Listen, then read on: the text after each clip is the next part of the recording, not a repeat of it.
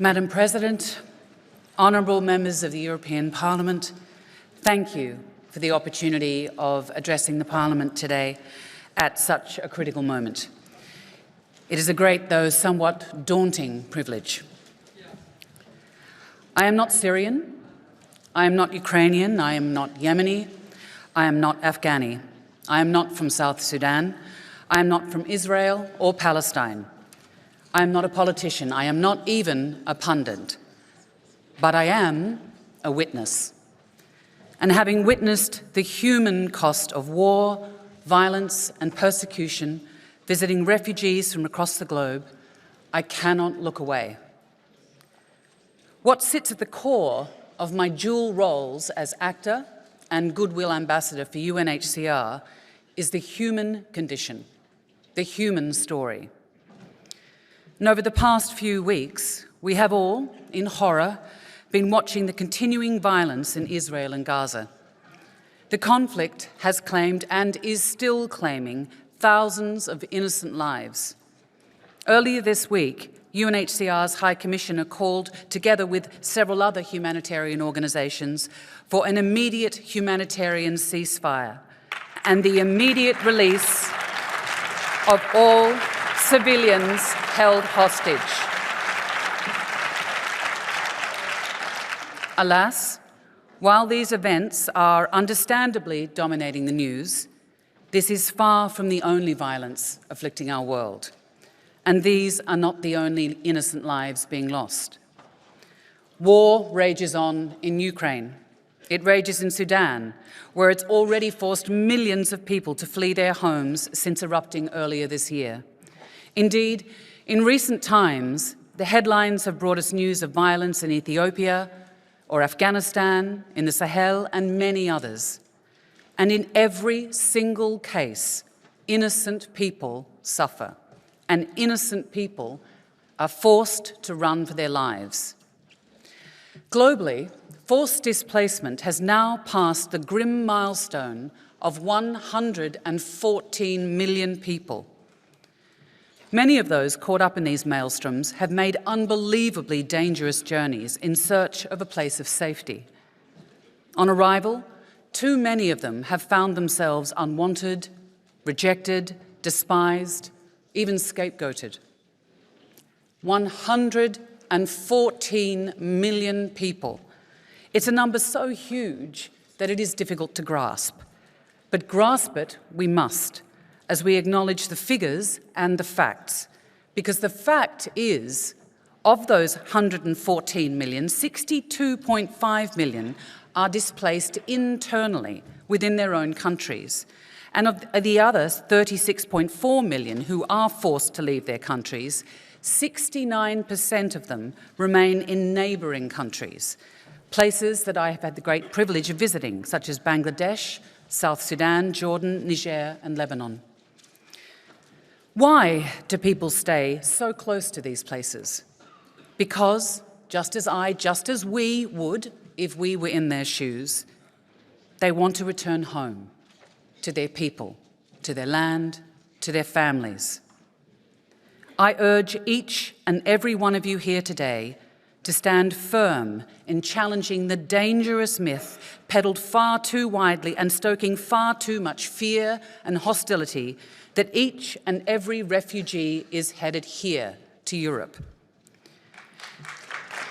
It has been tempting for some in Europe to depict the challenge of refugees as a new one. The 1951 Refugee Convention, they say, is from another time. It was not designed to meet the challenge of so many people on the move, especially in a time of mass forced displacement or when new forms of large-scale displacement linked to climate change or natural disasters appear. The claim is that it places too many demands on our resources, on our schools, our hospitals, our job markets, or that new arrivals with their different languages and cultures will somehow undermine the values of those who host them.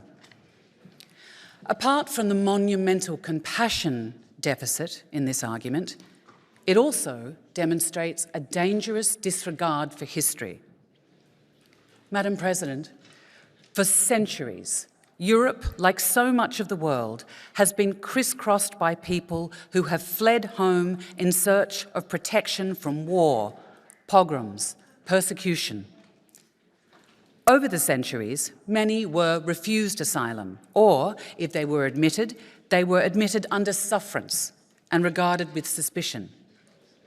But many were welcomed, not just sheltered, but actively encouraged to contribute to the social, cultural, and economic life of the lands they now call home. Free to practice their religion, provided with livestock, tools, and seeds, granted citizenship, and gradually, beneficially absorbed into the societies who embraced them. This mixed picture is recognisable in Europe today. In some cases, we immediately see that fleeing home, leaving everything behind and having to run for one's life is unavoidable, and we instinctively feel the need and obligation to help. In others, perhaps because we know little of the violence or human rights abuses that take place far from here, we are suspicious. And so, vulnerable people are caught between a place from which they were forced to flee through no fault of their own and a place that refuses to let them in. Thus marooned, they drown or freeze or are trapped under rubble or starved or are enslaved, trafficked, enlisted, exploited, outcomes, devastating outcomes that we would not tolerate for ourselves. At the end of the Second World War, as humankind confronted this devastation wreaked by one of the worst conflicts of all time, the international community made its most determined effort to enshrine some fundamental principles and ideals as a response to forced displacement and the generational suffering that it causes. Principles and ideals to help hold the world with all of its difference together. The right to seek asylum and the provision of asylum without discrimination was central to the Universal Declaration of Human Rights, which marks its 75th anniversary this year. This right underpins the 1951 Refugee Convention, which makes it an obligation for states to protect persons unable or unwilling to return to their country of origin, owing to a well-founded fear of being persecuted for reasons of race, religion, nationality, political opinion, or membership of a particular social group. The 1951 Convention is a landmark human rights instrument that is not only still relevant, but foundational to our common humanity. Part of the modern legal framework for human rights that evolved after the war, it sought to formalise a minimum set of rights for persons fleeing persecution, including, crucially, the right not to be returned to the country of original persecution if unsafe to do so. Although it was initially developed in a mostly European context, the standards and the principles outlined and defined in the Convention are universal, and it is one of the most widely ratified treaties globally. It is what keeps the instruments and practice of government humane. Adherence to the Convention has saved millions of lives. It also provides a set of shared principles for states to better manage asylum and to cooperate amongst themselves. The framework also, of course, provides a legal, fair and dignified means to assess who does not qualify for asylum. No one is arguing that everyone who comes can have a right to remain. I do wonder, though, if those who now question the Convention or see walls and barbed wire fences as a solution to the world's 36.4 million refugees have ever met or talked to a refugee, or really forced themselves to confront the human costs of harmful policies.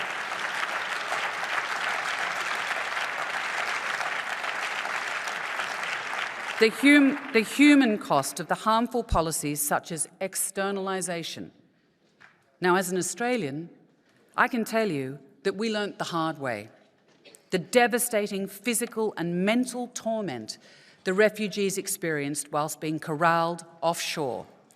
the psychological damage to those guarding them, the billions of dollars of taxpayers' money wasted on a now discredited and largely abandoned approach.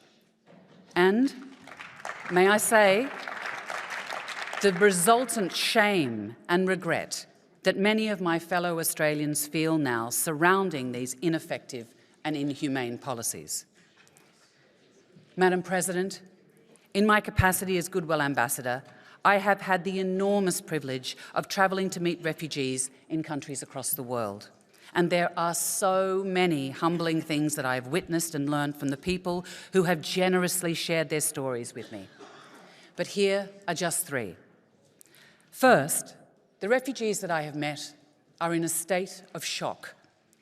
Shock at what they have seen and experienced, shock at finding themselves uprooted, shock at losing everything and having to start again from scratch. But this is not just about the most vulnerable.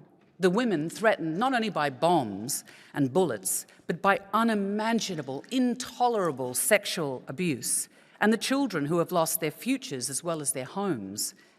It is also about the young men who are so often demonised in the media, but who are visibly traumatised by the physical abuse and humiliation that they have endured. I recently met a young man, let's call him Ibrahim, in Niger.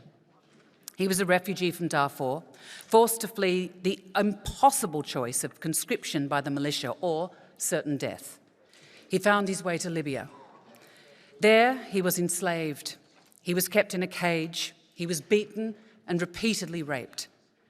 This gentle young man, the same age as my eldest son, alone and deeply traumatised. He had tried to take a boat to Europe, not once, but 7 times. He told me he took his chances because drowning at sea was a better option than his catastrophic experiences in Africa. In the words of the poet Warson Shire, "No one leaves home unless home is the mouth of a shark." You have to understand that no one puts their children in a boat unless water is safer than the land.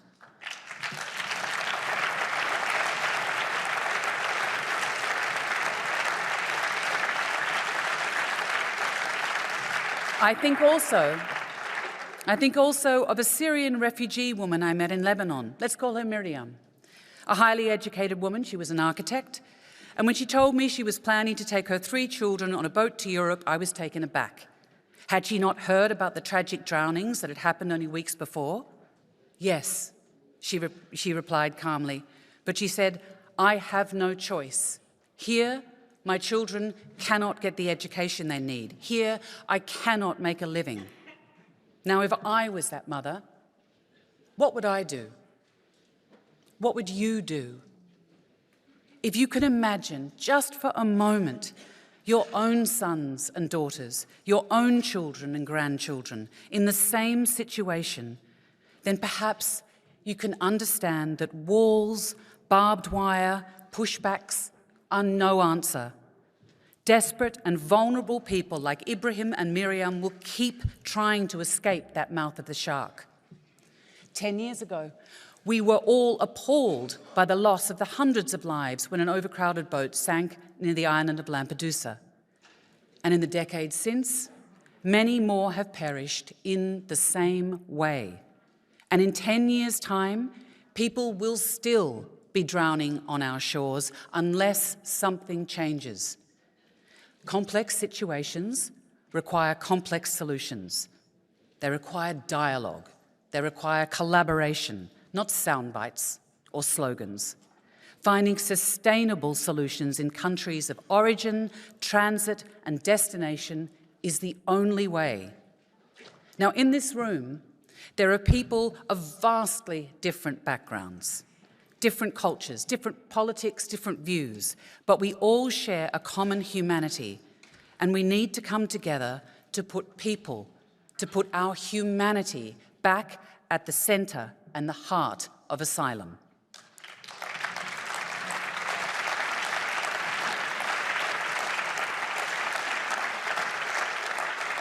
The second thing I have learned is that refugees have not fled home to take anyone's job or undermine anyone's culture. Even though they have fled terrible violence, they would much prefer to stay as close to home as possible. Think back to that fact. 69% of refugees stay in a country neighbouring their own. And I have witnessed remarkable generosity on the part of some of the neighbouring countries who have kept their borders open to refugees. When in Jordan this year, I visited Ala, a Syrian refugee I had first met in 2016. She was benefiting from a DAFI scholarship, which enabled her to access tertiary education. 8 months pregnant then, she had journeyed an hour and a half each way, each day. Such was her determination to complete her studies and qualify. And 7 years since we met, here she was, teaching a primary school in Zatri refugee camp, helping to keep hope alive for the next generation of refugee children who may one day return home to Syria. In Niger, I met women from host and refugee communities working together to grow crops and regreen the environment, to breed goats, to make soap. Together, they were feeding their families. Together, they were building livelihoods and building community and a peaceful coexistence. Their children were going to school together. Not one of these people was contemplating stealing someone's livelihood, subverting anyone's values, imposing on anyone's hospitality, or demanding charity. Ibrahim, Miriam, Allah, and the women I met in Niger wanted only opportunity, kindness, compassion, and peace. The third lesson I'd like to share has been a particularly tough one to take. I have seen the impact of humanitarian funding cuts on the ground, the terrible choice humanitarians have to make about who gets a blanket or access to water or whose food ration is cut when supplies run out. I'd like here to echo UNHCR's High Commissioner's words. He is a lifelong humanitarian who recently implored the international community not to forget the millions of desperate, vulnerable people who may not be in the headlines right now, but who must not be abandoned. He said, humanitarians are being asked to pick up the pieces and to help more people in more places. He said, they are being asked to do more with less. Humanitarian work needs resources. UNHCR alone urgently needs $600 million before the end of the year. And being short of resources, the High Commissioner wondered for how much longer humanitarians can continue. Humanitarians are tough, he said, but humanitarians are near breaking point. And what will you be left with when they are forced to go? In South Sudan this July, I saw that devastating impact of insufficient funding as refugees and returnees poured out of Sudan. A lack of shelter, a lack of food or protection support for vulnerable women, standing in mud, barely enough water. I ask you, how can people stay? Madam President, I am not denying that this is complex, but this is the European Union, and addressing the challenges of forced displacement and mixed movements requires unity, international cooperation, resources, and patient, compassionate work to address the multiple and overlapping reasons that people move. So my plea to the Parliament is also threefold. First, please remember the forces that cause people like Ibrahim and Miriam to move, and ensure EU policy focuses on their protection and not on fortifying borders. While numbers of people forced to flee are increasing, globally, funding is decreasing.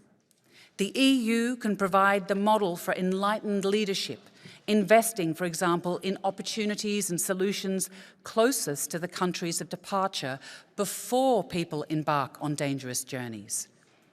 A clear message out of the most recent UN General Assembly is, if we do not include refugees in the Sustainable Development Goals, the SDGs themselves will fail. Second, as the representatives of the people of Europe, please remind your constituents that low and middle income countries host the vast majority, nearly 90%, of all forcibly displaced people. Take this message to them. Challenge false claims that will ultimately only see divisions in our own communities. Scapegoating so often leads to violence and unrest. And where coordinated responses to mixed movements into Europe are required, explain the importance of safe, legal pathways and invest in more efficient systems to quickly, humanely and fairly determine who legitimately has a right to stay and who does not. Be robust in defence of the truth. Third, continue to build on the EU's proud tradition of humanitarian support, whilst also ensuring development funding goes to host communities and countries and refugees. Agencies like UNHCR are often the last resort for desperate people. With a number of forcibly displaced people at an all-time high, flexible humanitarian funding has never been more urgent. Invest in education and livelihoods to ensure families have opportunities where they are, so they don't need to move. No one will benefit from a generation of alienated and excluded young people. No one. Madam President, on behalf of UNHCR, may I thank the European Parliament for its progressive role in the European debate on asylum and protection. May I thank the Parliament, the EU and those governments and organisations and individual citizens who have shown such compassionate leadership in the response to those forced to flee the war in Ukraine. This solidarity should not be limited to one group, but afforded to all. May I thank the EU for its long-standing financial support for refugees and their hosts globally, and urge continued and increased support. The world is watching. May the spirit and hospitality and compassion and the championing of human rights that Europe modelled after 1945 and at the birth of the Refugee Convention continue to provide an exemplar for years to come. Thank you very much.